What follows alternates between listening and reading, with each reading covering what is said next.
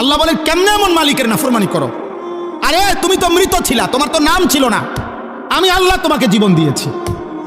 এইভাবে আল্লাহ মনে করে, আল্লাহ যেন কাছের ইয়ে কইতেছে, এই বেটা কাইফা তাকফুরুন, আরে কেমনে আমার সেজদা না দিয়া থাকলা বেঈমান, আমি তোরে বানাইছি বেটা, তোরে আমি বানাইছি বেটা, আজকের রাত আমি দিছি, তোরে ঘুম থেকে আমি জাগাইছি বেটা, বেঈমান একটা সেজদা দিলি না, মানুষের বাচ্চা, মুসলমানের বাচ্চা বেটা, হাইওয়ান, একটা বেনামাজি দাঁড়াইয়া বল বেটা তুই মানুষের বাচ্চা বেটা,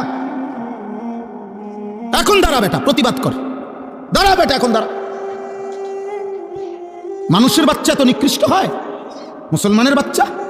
আল্লাহ বলছে কাইফা তাকফুরুন, বিষয়টা কি বান্দা? আমার নাফরমানি করছো কোন হিসাবে? কুনতুম আমওয়াতান, তোমরা তো মৃত ছিলে, তোমাদের তো কোনো নাম ঠিকানা ছিল না। আগামী বছর কোন কোন বাচ্চা বাংলাদেশে জন্ম নিবে তাদের নাম নিশানা সরকারের খাতার মধ্যে আছে? বাংলাদেশের কোনো বিভাগের কাছে আছে? ইউনিয়ন পরিষদে লেখা আছে? আমরা কেউ জানি? আমাদের তো কোনো অস্তিত্ব ছিল না।